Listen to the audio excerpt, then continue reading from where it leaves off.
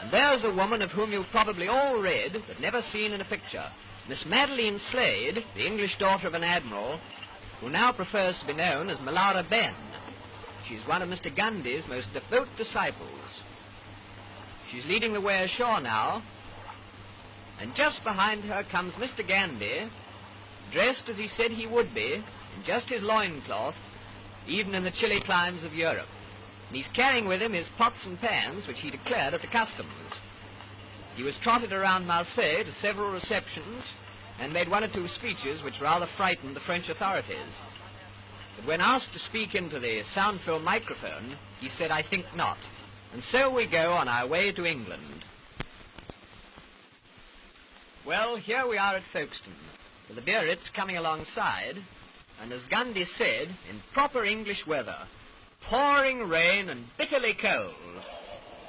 Miss Slade was the first ashore to tend to the luggage, that is, the goat's milk, etc. She was followed by Gundy's son, and then came the little man, still scantily clad, but with an extremely wet blanket around his tiny frame.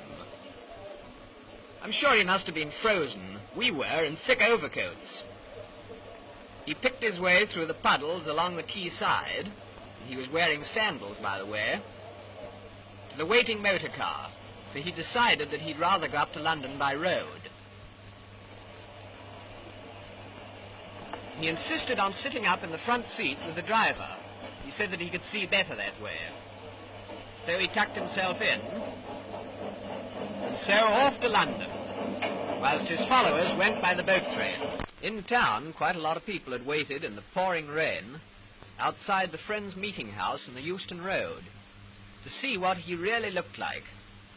But at first they were quite disappointed, because he went in the back way. But shortly afterwards he left by the front way. And then they really did see quite a lot of him, even his knees.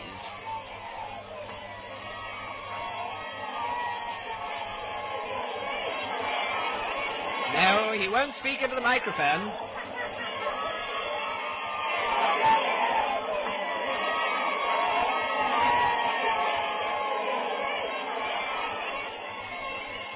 And so to his poplar home, where we leave this bizarre little man, whose coming has caused so much comment, complete with loincloth, spinning wheel and goat's milk, feeling sure that he cannot complain of his reception or the publicity he has received, from which, by the way, we always understood that he shrank.